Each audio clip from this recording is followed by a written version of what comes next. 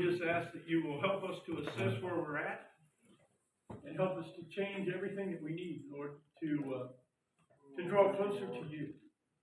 Lord, to rearrange our priorities, to make you a priority again in our life. Lord, to look at where we are and not let anything stand in our way of getting to you. And Lord, as we look at the book of Proverbs, Lord, you promised us through Solomon, saying that you would give us wisdom on how to deal with all of the different things in this life. All in one little book. Lord, thank you for that. Thank you for your wisdom that you put into the grandkids lived on Coon Path. And Jackie had him in school and says, well, yeah, I visit your grandpa. They said, no, our grandpa's dead. They never even knew their grandpa was in a nursing home less than 5 miles away. Good family relationships. If I was to tell you that I found a book that would tell you how to make good money and keep it, and have all those 6 things or 7 things I just said. If I found a book that had all that in it, that promised to have all that in it,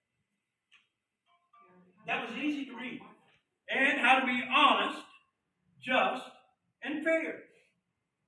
They can make an inexperienced person clever and teach young people how to be resourceful. These proverbs can even add to the knowledge of the wise and give guidance to the educated. And it's so simple that even a preacher can understand it. How about that? Yeah.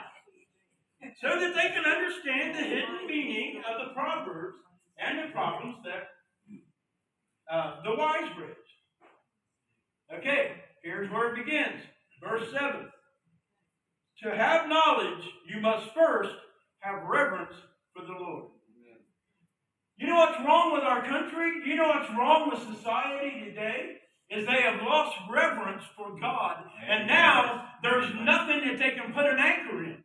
There's nothing, if there isn't a God, there is no place. There is no standard. See? They've lost reverence for God. In Romans chapter 1, and Romans chapter 2, Paul said, God's going to give them over to their own lust and their own desires. Yeah. Heaven forbid, when that happens on the rocks, like that misery. No way. And we're going to sit here like we're still in that misery. Man! I always say, when I came out of Jehovah's Witnesses and I went to my brother's Spirit-filled church and I seen all them people sitting there during the worship service and I wanted to grab them. Well, I'll tell you what, somebody ought to grab us. Amen. I'm serious. We are born again Christians. If they don't tell us to our face, don't worry. They say it behind us. Amen.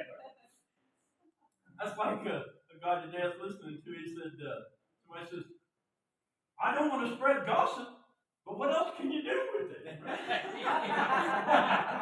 Amen.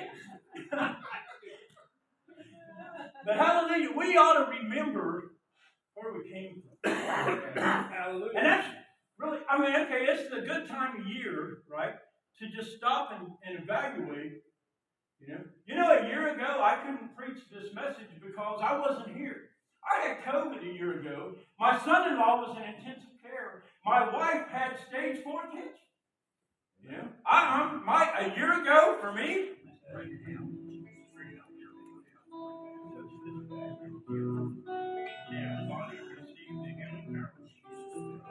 now, back coming on, all pain be gone, source of pain be gone. Now,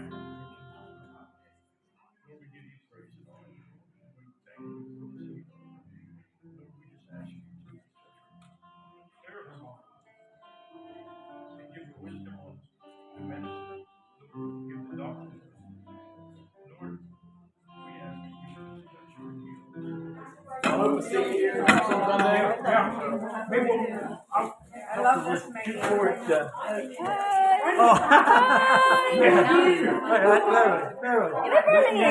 Oh. Television. Yeah, I know he loves it. That's my friend, Tiffany.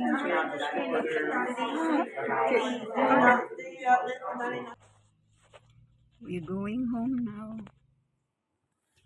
Naabot na mi. Gikan sa simbahan.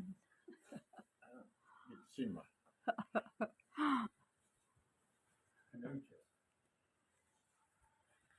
Abot na mi perting tugnawa jud. Grabe. Sige, na, kuan na, alas 11:52. Layo kayo ilang simbahan, oy. Sige, hantod. Ugma, bye-bye.